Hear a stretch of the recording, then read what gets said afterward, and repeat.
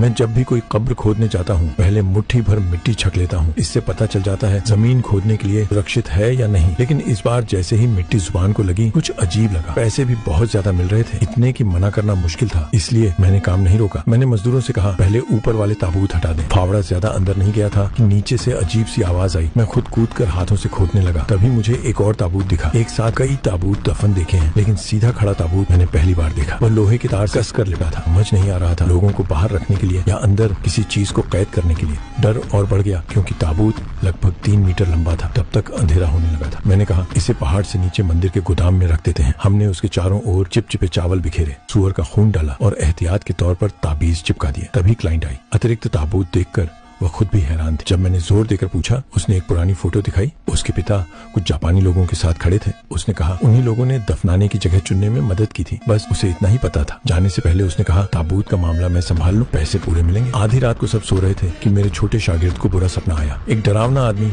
उसकी छाती दबा रहा था। उसने ताबीज बनाकर खुद को छुड़ाया और समझ गया कि कुछ उस ताबूत से जुड़ा है। वह गोदाम भागा, दरवाजा बंद था। तभी सुअरों के बाड़े से चीखें आई। खिड़की से देखा तो सारे सुअर कोने में सिमटे थे और उनके पीछे कोई डरावनी चीज चौकीदार को बेरहमी से मार रही थी। घबराकर उसने मेरे बड़े शागिर्द को जगाया। दोनों ने गोदाम खोला। ताबूत का ढक्कन टूटा हुआ था, लेकिन ताबीज ज्यों के त्यों थे। इसका मतलब साफ था, जो भी अंदर था छत तोड़कर भाग चुका था। क्लाइंट के पिता और जापानी लोगों के रिश्ते को सोचकर साफ लगा कि इस ताबूत में कोई बड़ा राज छुपा है। इसलिए मैंने तुरंत कब्रिस्तान लौटकर सब कुछ ध्यान से देखने का फैसला किया।